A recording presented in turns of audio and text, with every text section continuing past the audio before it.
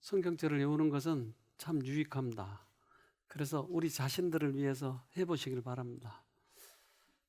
오늘 이 한 시간에 우리가 집중하면 많은 사람들이 그 한 번의 하나님과의 접촉, 이게 회복되게 만드셨어요. 그러니까 이 한 번의 접촉이 얼마나 소중한지 몰라요. 그래서 오늘 집에 놔두고 온 떡은 잊어버리고 집중하시길 바랍니다. 집에 놔둔 떡 곰팡이 다 꼈어요. 그러니까 그거 생각하지 마세요.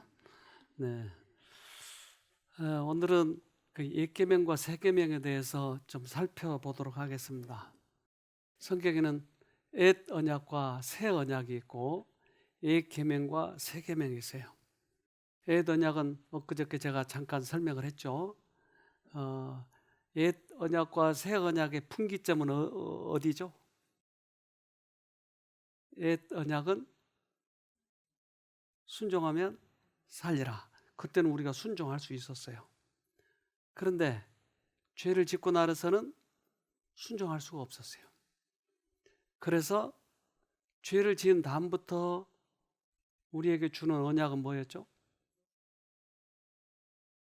믿음으로 순종하면 살리라. 그러니까 믿음이라고 하는 것이 첨가된 거예요. 이것이 분기점이에요. 즉 아담은 옛 언약과 새 언약을 다 경험했어요.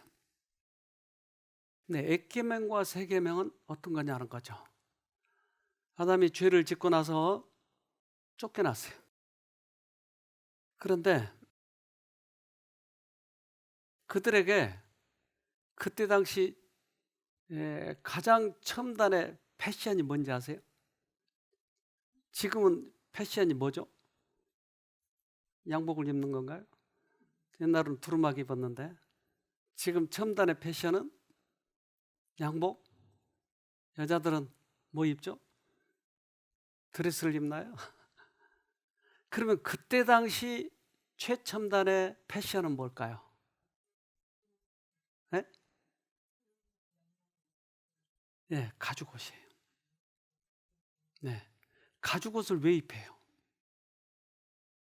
창세기 3장 21절 여호와 하나님이 아담과 그 아내를 위하여 가죽옷을 지어 입히시니라. 가죽옷? 이것은 무슨 가죽이요? 양가죽. 그러니까 예수님이 우리 죄 때문에 돌아가시 그것으로 우리가 구원을 얻는다고 하는 것이에요. 그러니까 예수님은 우리가 탄생되기도 전에 이미 계획을 하셨어요. 얘들이 만약에 죄를 지면 어떡하지? 자유의지 속에서 죄를 지면 그 죄값으로 예수님이 돌아가시기로 이미 계획을 세워놓으셨어요. 그 죄값으로 돌아가시는 거예요. 죄값으로 돌아가시는 거예요. 맞죠? 네. 뭘로 돌아가신다고요? 죄값으로. 죄값으로 돌아가시는 거예요. 여러분의 죄는 어떻게 됐죠? 이미 값을 치렀어요. 세계에서 가장 이 권투 잘하는 사람끼리 붙여놓고 그 파이트 머니를 정하는데 얼마 줄까요? 얼마? 1억? 1억 정도 가지고 안 될까요? 10억? 그런데 얼마 보니까 얼마예요? 우와, 1조 170억을 벌었네. 우와. 어떻게 된 거예요? 1조 170억. 나도 진짜 권투 배울 걸 잘못했어요. 1조 170억. 이것은 챔피언 따기 위해서 주는 거예요. 그러니까 챔피언에게 도전하려면 얼마를 내야 돼요? 1조 170억을 내야 돼요. 우리는 사단한테 져버렸어요. 그러면 다시 도전하려면 사단에게 도전하려면 얼마 내야 돼요? 네? 예수를 갖다 바쳐야 돼요. 죄값이야 이게. 예수값이에요. 그래서 우리는 다시 죄와 도전할 때 항상 얼마를 바쳐야 돼요? 예수를 바쳐야 돼요. 이것으로 이길 수가 있는 거예요.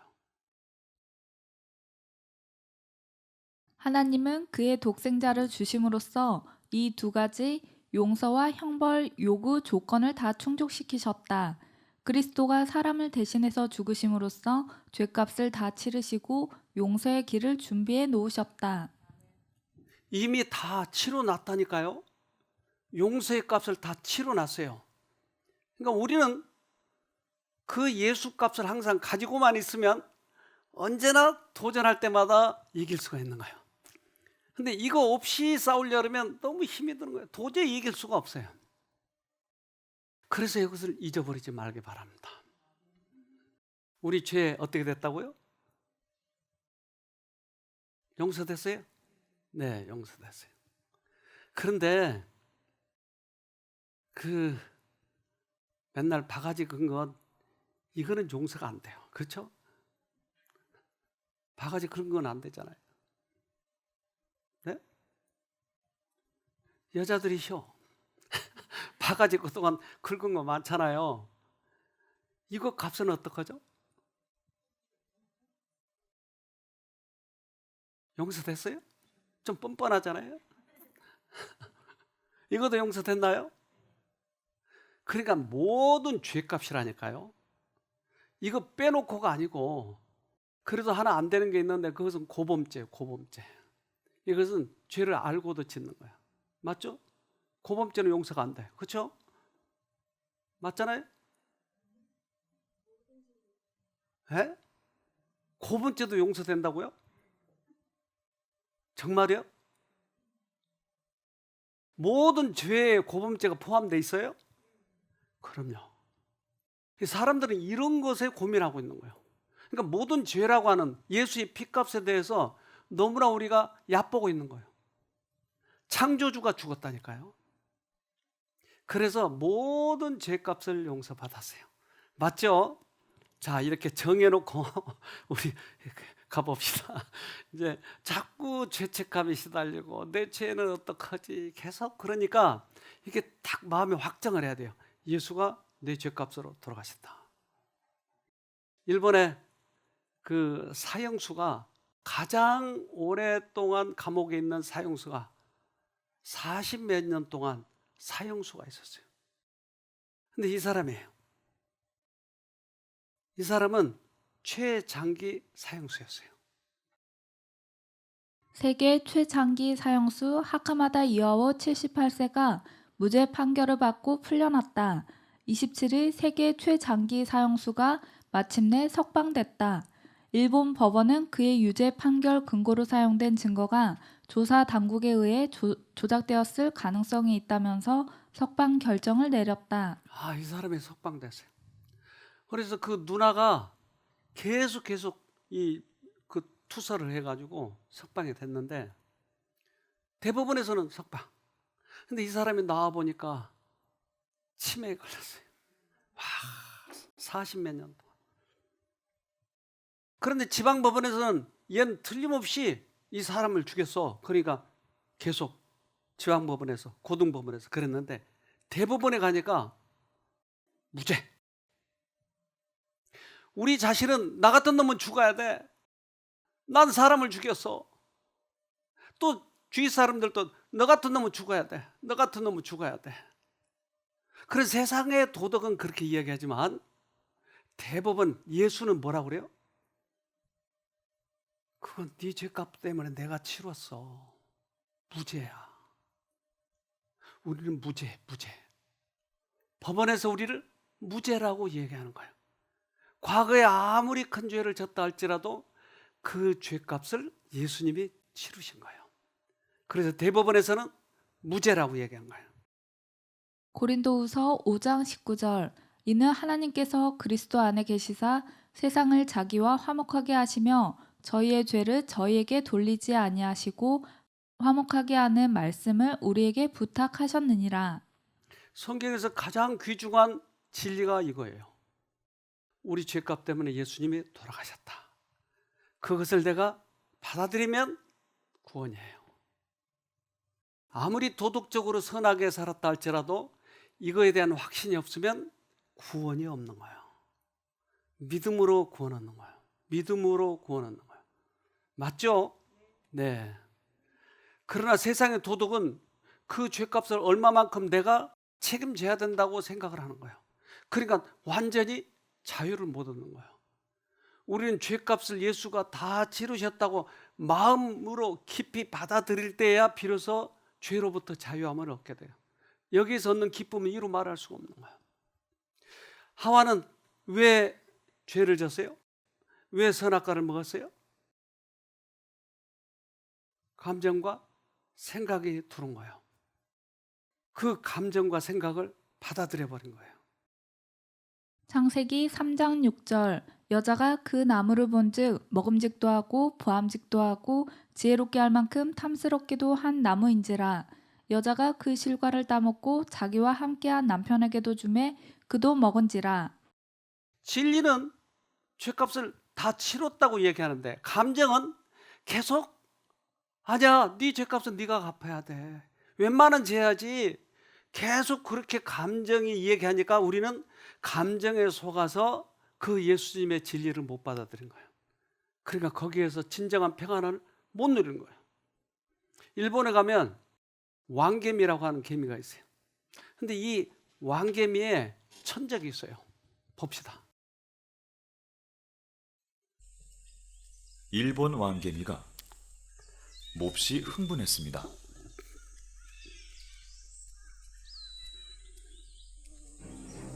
개미의 뒤를 쫓는 작은 파리들 때문입니다.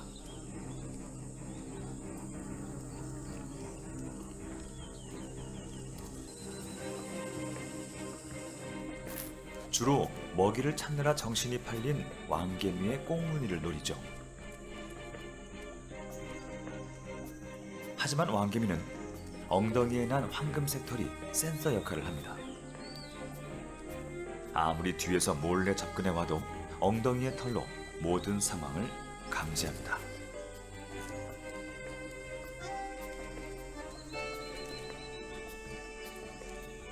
화가 난 왕개미, 뒷발차기로 한 방 먹입니다.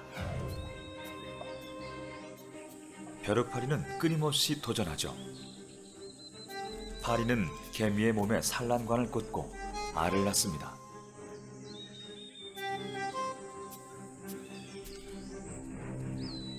파리의 집요함은 개미의 완력으로 떼어낼 수 없습니다.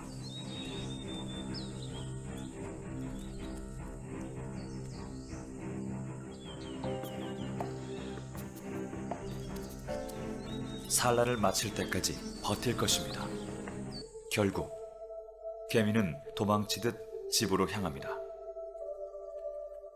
공격을 당하고 닷새가 지나면 왕개미의 몸은 급속도로 변합니다.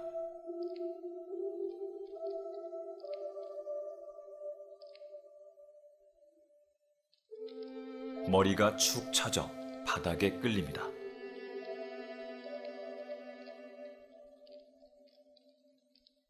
놀란 동료가 도와주려 하지만 방법은 없습니다.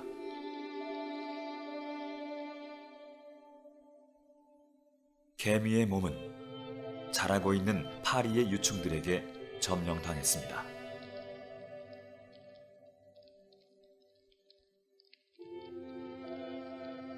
파리 유충들은 개미의 내장 기관을 파먹고 성장합니다.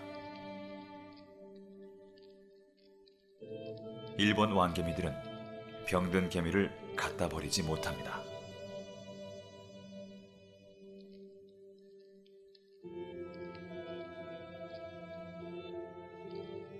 머리를 끌고 다닌 지 7시간.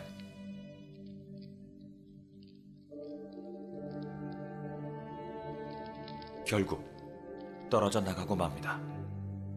머리를 떼어내는 행동은 벼룩파리가 성충이 됐을 때 개미 몸에서 탈출할 수 있는 구멍을 마련하기 위한 것으로 추정됩니다. 좀비가 된 개미는 12시간을 더 버팁니다.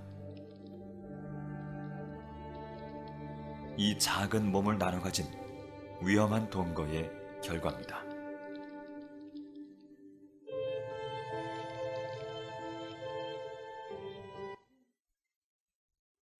비참하네요. 그 파리가 몸 안에서 자라면서 개미의 행동을 끌고 다니는 거예요. 나중에는 머리가 없어도 다니는 거예요.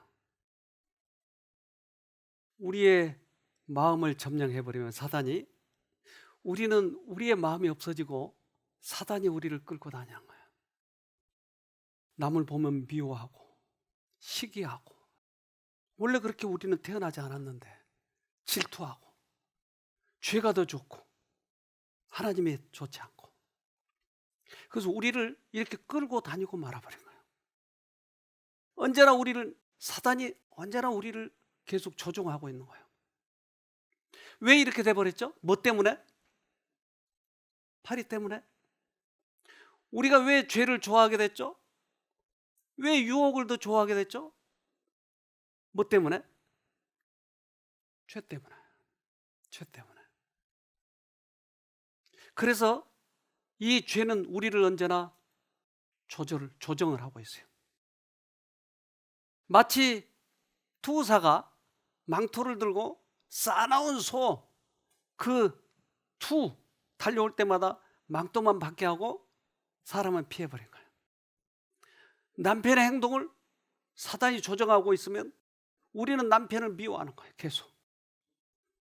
또는 주위에 있는 사람들이 약점을 보게 해서 그 사람을 미워하게 되는 거예요. 그러다 보면 세상을 살기가 지치고 힘들어요. 그러면 그때 사단은 우리를 암에 걸리게 해서 죽이는 거예요. 자, 우리는 그 죄 때문에 그 사람이 그러한 행동을 한다고 하는 것을 알아채면 우리는 죄와 죄인을 구분할 수 있어야 되는 거예요. 구분이 안 되면 사람이 미워 죽겠는 거예요. 그래서 예수님과 멀면 멀수록 사람을 미워하고 유혹거리를 좋아하고 그래요. 그런데 예수님과 가까우면 가까울수록 죄와 죄인을 구분해서 보는 거예요. 그래서 우리는 사람을 미워하지 말아야 되는데 성경은 이렇게 얘기해요. 마태복음 5장 43절로 44절. 또 내 이웃을 사랑하고 내 원수를 미워하라 하였다는 것을 너희가 들었으나 나는 너희에게 이르노니 너희 원수를 사랑하며 너희를 핍박하는 자를 위하여 기도하라. 그래서 옛날에는 하나님이 말씀하실 때, 야, 원수를 미워하고 이웃을 사랑하라. 그런데 원수가 우리 안에 들어와 버린 거예요. 그러니까 원수가 미운 거예요. 즉 사람이 미운 거예요. 그러나 이 사람이 속아버리니까 하나님께서 다시 얘기해요. 야, 원수를 미워하지 말고 사랑해. 이것이 세계명이에요. 옛날에는 원수와 사람을 구분했는데 이게 사람 속에 원수가 들어가 버리니까 원수 짓을 하고 있는 거예요. 그러니까 원수를 미워한 거예요. 그러니까 얘들이 속았구나. 그러면 다시 이야기해야 되겠네. 새 계명을 얘기하는데 그것은 원수를 사랑하라. 원수를 사랑하는 것이. 하나님께서는 사람이 죄를 짓자마자 복음을 하나님 말씀하셨는데 그것은 사단을 죄, 즉 뱀이라고 얘기하는 거예요. 뱀. 그런데 하나님께서는 뱀에게 이야기하는 거예요. 이 뱀을, 이 사단, 죄의 상징이잖아요. 그러니까 예수님께서는 십자가에서 이 십자가에서 죄 때문에 죽으신 거예요. 죄 때문에 죽으신 거예요. 십자가에서. 그러나 그 예수님이 죄를 이겼기 때문에 예수를 믿는 모든 사람은 그 죄와 싸워서 이길 수 있다고 하는 확증을 주신 것이. 그래서 창세기 3장 15절에 이렇게 얘기합니다.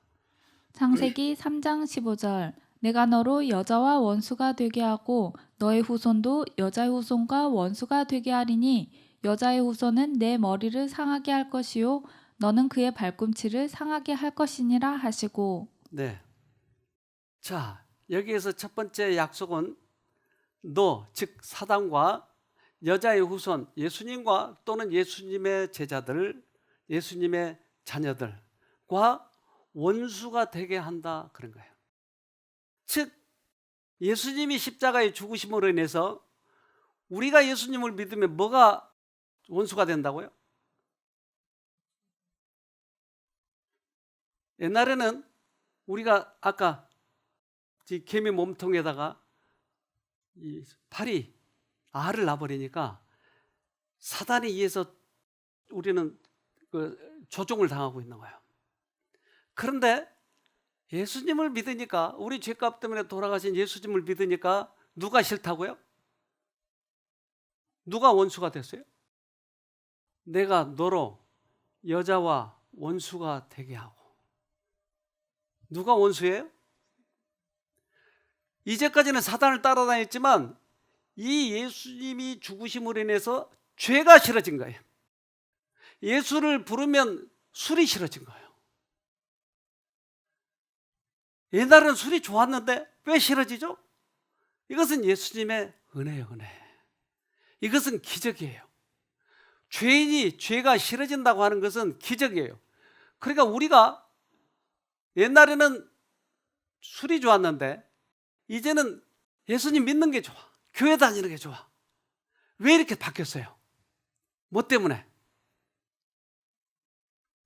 그것이 예수님의 능력이라니까요. 그것이 예수님의 능력이에요.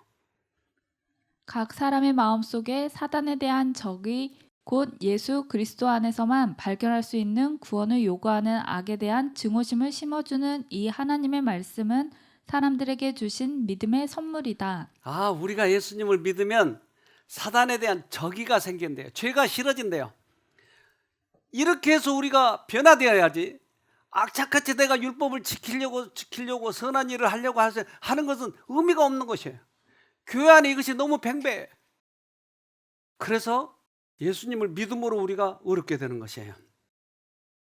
태국이나 이런 데 가면 동굴이 있는데 이 동굴은 완전히 끊어진 동굴이에요. 그 속에 물이 흐르는데 그 속에 동물들이 있는 거예요. 이 동물들을 봅시다.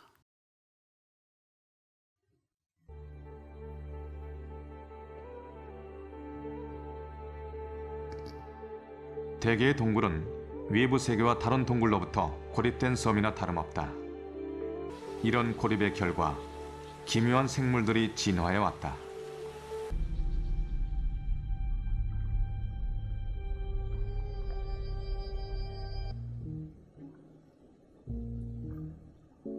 다른 혈거성 동물의 사정도 마찬가지여서 야생 텍사스 동굴 도룡령의 숫자는 100마리가 채 안 될 것이다.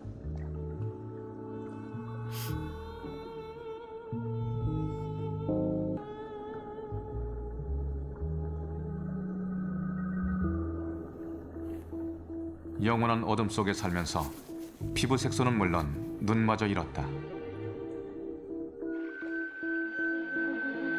눈이 퇴화하기까진 수천 세대가 걸리기 때문에 이 종들은 아주 오랫동안 고립됐을 것이다. 그 속에는 암흑이니까 볼 필요가 없으니까 눈이 없어졌어요. 색깔도 없어졌어요. 색을 낼 필요가 없으니까. 우리는 하나님과 거리가 멀어져 버리면 분별력이 없어지는 거예요. 우리가 생각하고 우리가 행동하는 모든 것이 다 사단의 조정에 의해서 하고 있는 거예요. 그런데 나는 그렇지 않다고, 그렇지 않는 사람이라고 자부심이 들 때 넘어가 버린 거예요. 나는 선한 일을 많이 하고 있어. 난 율법도 지키고 있어. 그러니 나는 모든 것을 분별하고 있다라고 착각한 이때가 가장 위험할 때 넘어져 있는 거예요. 내가 꽤 많은 사람들이 여기에 넘어져 있는 거예요. 언제나 예수님의 은혜가 들어와서 내가 분별해야 되는데 내 스스로 착하다고 우리는 생각하는 거예요. 그래서 많은 사람들이 여기에서 넘어져 있는 거예요. 그런데 그러한 이 사람을 위해서 예수님이 죽으셨다고 하는 거예요. 십자가에 우리의 모든 죄값을 치르셨는데 죽으시기 전에 마지막에 하신 말씀이 이렇게 얘기하십니다. 누가복음 23장 34절. 이에 예수께서 가라사대 아버지여 저희를 사하여 주옵소서 자기의 하는 것을 알지 못함이니이다 하시더라. 왜 이렇게 말씀하셨을까요? 예수님이 왜 모든 사람을 사해 줬을까요? 저들을 사하여 주옵소서 그랬잖아요. 왜 사해 줬어요? 왕개미에게 알을 넣어서 자기가 가고자 하는 대로 가지 않고 알이 시키는 대로 간 거예요. 그러니까 자기들이 지금 무슨 행동을 하고 있는지 모른대요. 그러니 용서해 달라고 하는 거예요. 우리 남편이 왜 그렇게 나를 핍박하는지 그 원인을 알면 남편이 용서가 되는 것이에요. 정확한 그 원칙을 모르고 있으니까 사람들은 남편을 미워해버린 거예요. 사단을 미워해야 되는데 남편을 미워해버린 거예요. 그들은 자신들의 행위를 선악간의 대쟁투의 온전한 배경 가운데서 바라보지 못했다. 전체적으로 일반인들은 어떤 일이 일어나고 있는지 알지 못했으며 따라서 무지 가운데서 조롱하고 야유했다. 그들은 맹목적으로 지도자들을 따랐다. 그들도 머리가 똑똑한 사람이에요. 이스라엘 민족 세계에서 가장 머리 좋은 사람이잖아요. 그들의 성경 공부 세계에서 가장 잘하는 사람들이잖아요. 그런데 성경학자들, 바리새인들, 서기관들 이들은 모두 다 하나님이신 예수를 죽여버렸어요. 분별력이 없어져 버린 거예요. 그래서 큰 차원에서 이걸 봐야 될 텐데 그들은 자기 머리를 믿은 거예요. 제가 어렸을 때 인형극을 봤는데 이 인형극에 나온 사람이 나는 진짜 사람인 줄 알았어요. 그래서 그 오빠는 여동생 막 때려. 그리고 깡패들이 때리고 나는 분노해가지고 어렸을 때 내가 크면은 저 녀석들 다 죽일 거야. 그리고 소리를 지르는데 우리 형이 옆에서 푹 찍은 거야. 야 인마 시끄러워. 그래서 내가 화가 나가지고 막 소리를 지르고 있으니까 왜 내가 소리를 지르요? 나는 진짜 사람이 축소된 건 줄 알았어요 그때. 그런데 나중에 알고 보니까 뒤에서 조정을 하고 있는 거예요. 소리도 다 내고 있는 거예요. 그러니까 한 사람이 그렇게 소리를 내는 거예요. 울고 나 오빠 미안해 오빠. 그러니까 오빠가 안 돼, 너 때려 죽일 거야. 그러니까 난 진짜로 믿었다니까요 그걸. 사단은 우리를 계속 그렇게 속에서 역사하고 있는 거예요. 그런데 우리는 그대로 믿어버린 거예요. 그 속에서 말하고 있는, 행동하고 있는, 행동을 조정하고 있는 그 존재를 구분해야 될 텐데 구분을 못한 거예요 우리들은. 그리스도인은 단순히 범죄한 형제의 잘못된 판단이나 행위를 다루는 것이 아니라 인격을 지닌 원수를 상대하고 있다. 그는 광야에서 주님을 시험한 바로 그 인격을 지닌 마귀였다. 아, 그러네요. 우리는 그 사람의 뒤에 있는 다른 인격적 존재를 의식해야 된다 이 말이에요. 아, 이 마귀가 조종하고 있구나. 이것을 알아야 된다 이 말이에요. 그래서 바울 선생도 그가 얼마나 선교를 많이 했어요. 그런데 나중에 그가 핍박을 받을 때 얼마나 두들겨 맞고 죽이려고 했잖아요. 그러나 바울은 그 정체를 알기 때문에 이렇게 되었어요. 바울은 사단의 사자에게 고초를 당했으며 경험을 통해 자신이 맞서야 했던 대적이 어떤 부류인지를 알았다. 바울은 그 됨됨이를 보고 마귀의 정체를 파악하였다. 아, 그렇군요. 그러니까 사람 속에 있는 그 영, 그게 어떤 영이냐? 그래서 구분했다. 그래서 분별력이 있는 것이. 우리는 넘어가지 말아야 돼요. 한 아주머니가 여기 오셨는데 이분은 폐암이었어요. 그래서 온 몸에 이 암이 번져가지고 복수가 이렇게 져가지고 걷기가 힘든 거예요. 여기 저 옆에 앉아가지고 얼굴이 새카맣고 걷지를 못하니까 겨우 앉아서 자기소개 좀 하십시오 그랬더니 자기소개를 못하는 거예요. 너무 부끄러워서. 그런데 이제 우리 아들이 있는 그 교회에서 이렇게 보냈는데 나중에 얘기를 들어보니까 교회에 있는 모든 집사님들을 미워하고 자기 가족들도 미워하고, 그러니까 이 사람은 모든 사람하고 원수가 져 있는 거예요. 그래서 처음 올 때 아주 초췌해가지고, 근데 여기 와서 이제 곧 죽게 되겠으니까 소리를 지르고 하나님 나 좀 살려주세요. 그래서 얼마나 간절히 그가 구하는지 몰라요. 그런데 그분이 이 용서 문제, 또 예수님의 죽으심의 문제, 죄책감 문제, 이런 문제를 다루는 설교를 딱 듣더니 이분이 급격히 달라지기 시작하는 거예요. 그러면서 금방 좋아지기 시작했는데 이분 얘기 좀 들어봅시다. 제가 몸이 좋아지기 시작하는 결정적 계기는 예수님께서 우리 죄를 짊어지시고 십자가에 못 박혀 들어가신 예수님을 생각하면서 기도를 하는데 얼마나 눈물이 나든지 내가 무엇이간데 나를 위해 십자가에 달려 들어가셨나, 얼마나 아프셨을까, 고통스러우셨을까 생각하니까 가슴속 깊은 곳에서 솟구쳐오는 눈물이 하염없이 흘렸습니다. 그렇게 기도하고 나니까 마음이 평안히 찾아오는 거였어요. 그러면서 몸이 좋아지기 시작했고, 그러다 보니 치유가 되는 걸 느꼈습니다. 그리고 그렇게 미워했던 사람들이 불쌍히 여기저기 시작했고, 그러면서 제 마음속에 뭉어리 같은 것이 풀리면서 용서라는 걸 하게 됐습니다. 제 어깨에 있던 무거운 것들이 다 내려졌습니다. 아마도 제가 그동안 많은 사람들을 미워하는 마음으로 스트레스를 많이 받아서 그렇게 병이 왔던 것이 여기서 절실히 느끼게 되었습니다. 그래서 하나님을 바라봄으로 우리는 모든 병에서 치유될 수 있다는 걸 다시 한번 느끼고, 그 하나님께 감사하고 오늘도 살아계신 역사하시는 그 하나님께 모든 영광을 돌립니다. 그렇게 미워해서 사람마다 아버지도 미워하고 또한 형제들도 미워하고 교인들도 미워하고 보는 사람마다 그렇게 미웠대요. 그런데 자기가 속았다고 하는 것을 깨닫고 예수님의 용서를 받아들이니까 암이 급격히 회복돼 버린 거예요. 그래서 아까 처음 올 때의 그런 모습이었잖아요. 근데 이분이 회복되고 나서 얼마나 달라져 버린죠.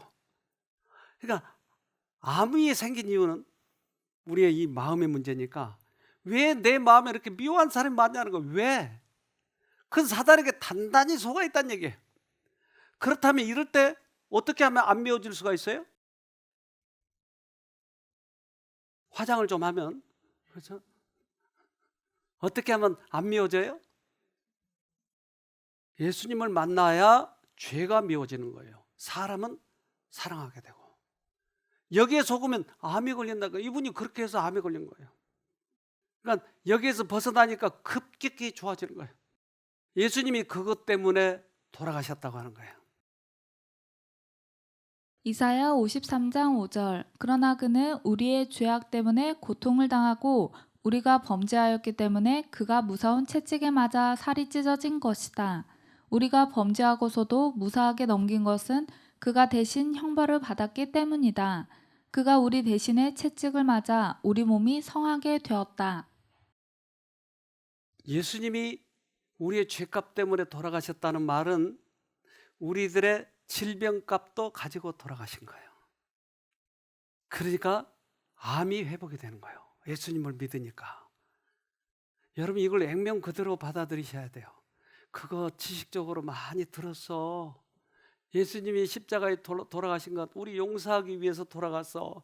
이것을 지식적으로 많은 사람들이 알고 있지만 이것을 내가 받아들이니까 저렇게 나아버린 거예요. 내가 받아들이면 나아버린 거예요. 다시 말하면 우리는 우리들의 도덕적으로 사람을 미워하지 말아야 된다고 하는 걸 알고 있어요. 그런데 내가 받아들이지 않으면 이게 내 마음속을 끊임없이 사단이 조정을 하고 있는 거예요. 그래서 예수님은 우리에게 새 계명을 주셨는데 이 계명은 이렇습니다. 요한복음 13장 34절. 새 계명을 너희에게 주노니 서로 사랑하라. 내가 너희를 사랑한 것 같이 너희도 서로 사랑하라. 새 계명은 어떻게 사랑하라고요? 네? 그러면 예수가 사랑한 것처럼 사랑하라고요? 그러면 우리는 어떻게 해요?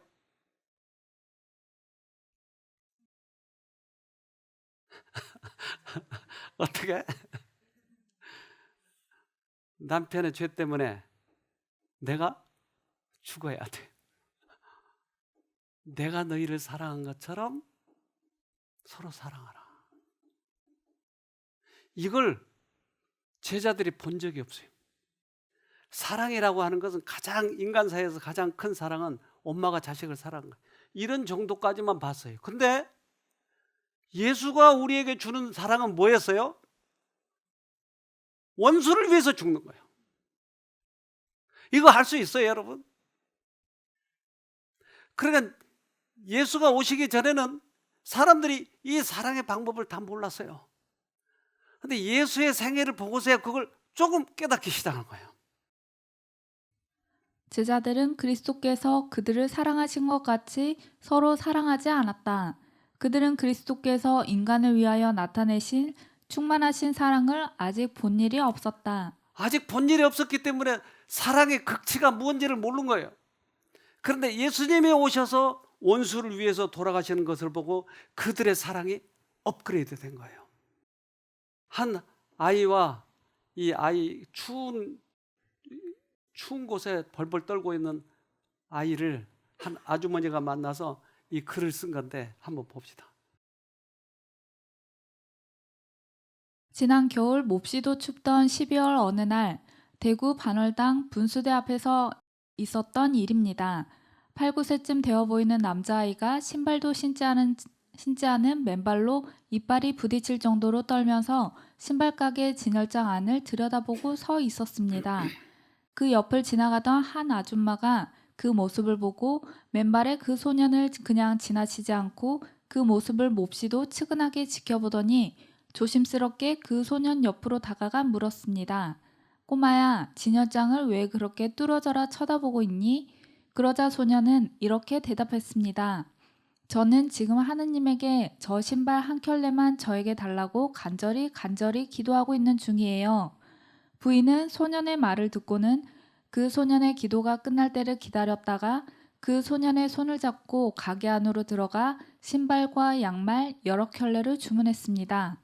그리고 물이 담긴 세숫대야와 수건을 빌려 그 소년을 가게 뒤편으로 데리고 가서 의자에 앉힌 다음 그 아이 앞에 무릎을 꿇고 소년의 발을 씻긴 뒤 수건으로 물기를 닦아주었습니다. 네.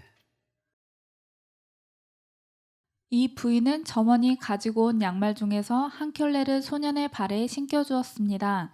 소년의 차가운 발에 따뜻한 온기가 전해지기 시작했습니다. 부인은 남은 양말은 도망가지 않도록 끈으로 묶어 소년의 손에 꼭 쥐어주었습니다. 그리고는 소년의 어깨를 가볍게 어루만져주면서 말했습니다. 꼬마야, 조금도 의심하지 말고 아무 걱정 말고 씩씩하게 잘 자라기만 하여라. 이 아줌마가 너에게 바라는 소망이란다. 앞으로도 어려운 일 있으면 연락하거라 하면서 전화번호까지 손에 쥐어주었습니다. 소년은 가슴이 벅차올라 아무 말도 할 수 없어 고개만 숙이고 있었을 뿐이었는데 부인도 소년의 옆에 서서 소년이 고개를 들기만을 기다리고 있었습니다. 한참 뒤 이 소년이 살며시 얼굴을 들더니 조용히 그 부인의 손을 잡고는 눈물을 글썽이면서 말했습니다. 아줌마가 하나님 부인이세요? 두 사람은 말없이 서로 끌어안고 오래도록 움직이지 않았습니다. 하나님 부인 여기 있습니까? 어떻게 하나님 부인이라고 생각을 했을까요? 자기 생각으로는 이렇게 해주는 사람이 없는데 그 이상의 사랑을 본 거예요. 새 계명은 우리가 사랑하는 그 사랑이 아니고 예수님께서 우리에게 대하신 그 사랑이에요. 우리가 예수님을 믿으면 그 사랑이 우리에게서 나와야 되는 것이에요. 그래서 예수님이 떠나시고 나서 제자들은 그 사랑이 임했는데 언제요? 오순절 때. 그리스도께서는 당신께서 말씀하신 사랑을 설명하기 위하여 새 계명을 주셨다. 이 새 계명은 율법을 대신하기 위한 것이 아니라 믿는 자들에게 이전에 세상에서 결코 목격되어진 바가 없는 그와 같은 비이기적인 사랑이 진정 어떤 것인지에 대한 신뢰를 제공하기 위한 것이었다. 새 계명은 예수님께서 우리에게 주신 그 사랑을 경험하게 하는 것이, 이것이 새 계명이에요.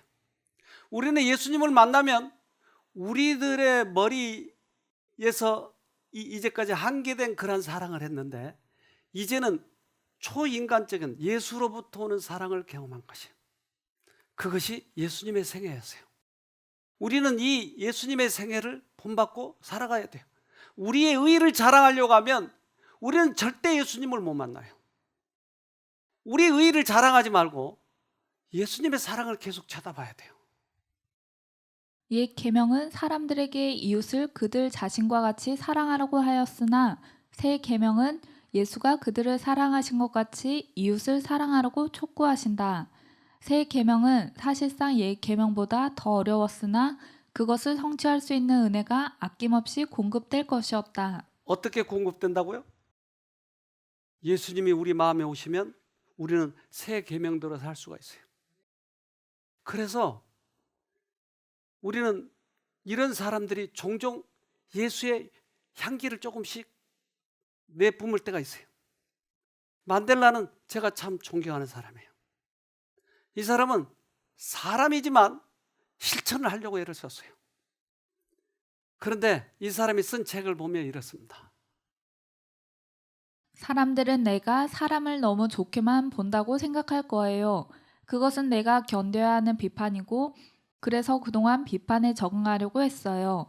그게 사실이든 아니든 나는 사람을 좋게 보는 것이 유익하다고 생각하니까 사람이 성실하고 정직하다 생각하면서 그런 가정하에 행동하는 것이 좋은 점은 함께 일하는 사람들을 그렇게 대하면 그들도 그렇게 행동하는 경향이 있기 때문이에요.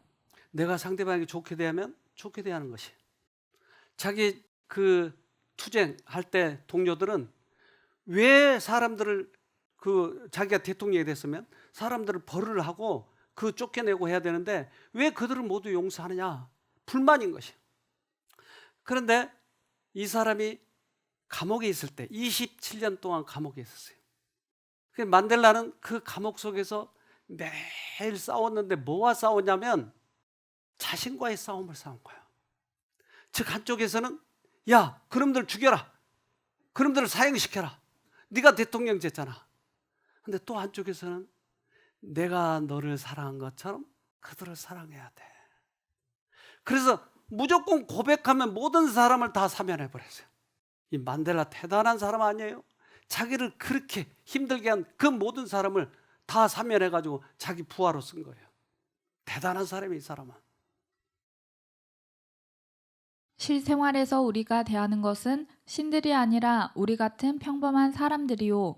모순으로 가득 찬 사람들, 차분하면서도 변덕스럽고 강하면서도 약하고 유명하면서도 악명 높은 사람들, 우리 몸에 흐르는 피 속에서 구더기와 살충제가 매일 전쟁을 벌이는 사람들 말이요. 살충제? 구더기? 구더기는 계속 와서 나에게 나쁜 생각을 넣어주는 거예요. 그럼 원수를 보복해야 돼. 그런데 살충제가 와서 싹 그 생각을 지워버린 거예요. 그러니까 구더기와 살충제가 그 사람 속에서 계속 싸우는 거예요. 만델라가 그렇게 해서 이긴 거예요. 그래서 그는 대통령이 됐을 때 모든 사람을 사면해버렸어요. 그는 작은, 경제적으로 보면 약소국이에요. 남아공이 그렇게 경제적으로 크지 않아요. 그런데 세계의 가장 강대국의 대통령들이 100명이나 와서 조문을 했어요. 그가 죽을 때. 그는 감옥 생활할 때 얼마나 핍박을 많이 받았는지 몰라요. 그러나 그가 그렇게 모든 사람을 용서했을 때 세계의 사람들은 놀랐어요. 보복할 거라고, 피비린내가 날 거라고 했는데 그는 모든 사람을 용서했어요. 그래서 그는 노벨상을 받았어요. 그가 투쟁하고 이 정부를 향해서 계속 이 반항을 하고 했을 때 내가 그들을 죽이려 했는데 그가 감옥에 들어가서 이 자기 신과의 투쟁에서 승리한 다음의 모습이에요. 이렇게 달라졌어요. 인자한 사람으로 바뀐 거예요. 이것은 구더기와 살충제의 싸움에서 승리한 경험이에요. 이게. 우리 안에서도 원수를 갖고 싶은 생각, 미워하는 생각이 들어오면 우리는 살충제를 뿌려야 돼요. 만델라는 다른 사람이 됐어요. 그래서 가장 어린아이서부터 어른까지 좋아했어요. 특별히 남아공은 럭비를 좋아했어요. 근데 럭비는 백인들의 전유물이었어요. 흑인들은 그래서 부자, 백인들 이들이 하는 것을 미워했고 럭비를 절대 좋아하지 않았어요. 그래서 럭비 중계하면 절대 TV 보지도 않았어요. 그런데 만델라는 럭비 시합에 갔어요.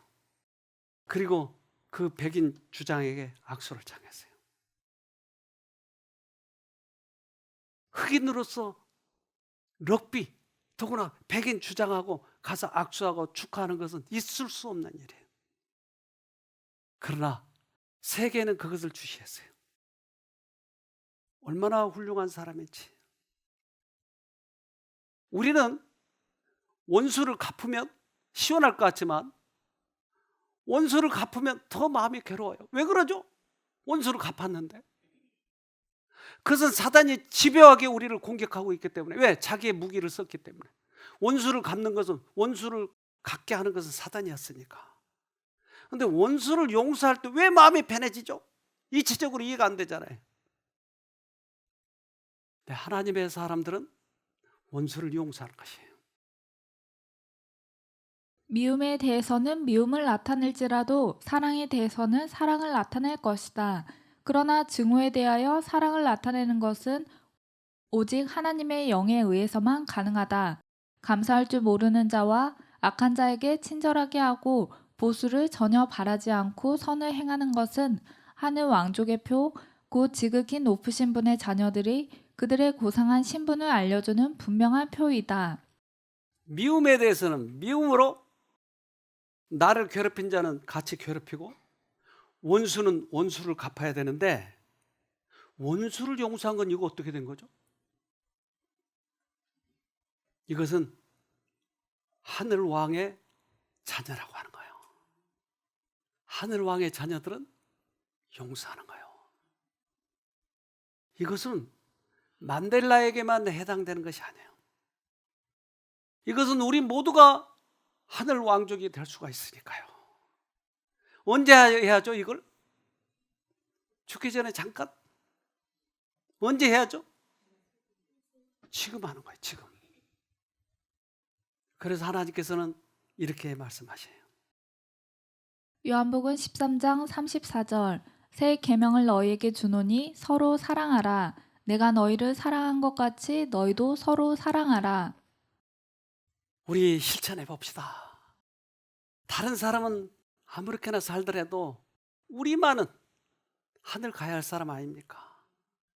서로 사랑합시다. 내 마음이 용납이 안 된다 할지라도 사랑합시다. 꼭 승리하기를 간절히 바랍니다. 기도합시다. 하늘에 계신 아버지, 새 계명을 우리에게 주신 것을 깜빡 잊어버렸을 때가 많았습니다. 그러나 우리 아버지가 하나님인 것을 다시 상기시켜 주셔서 감사합니다. 이제 주님이 이 땅에 오셔서 우리를 사랑하신 것처럼 우리도 이웃들을 사랑하는 저희가 되도록 도와주시옵소서. 그래서 만델라가 원수를 용서한 것처럼 우리도 원수를 용서해서 하늘 가는 사람들이 되도록 우리 모두에게 축복해 주시옵소서. 오늘도 그 죄와의 싸움, 구더기와 살충제의 싸움에서 꼭 승리해서 우리도 마음의 평안을 얻고 우리의 형제들도 하나님의 용서를 받아들이고 사랑을 받아들여서 우리 같은 동역자가 될 수 있도록 은혜 베풀어 주시옵기를 예수님 이름으로 기도합니다. 아멘.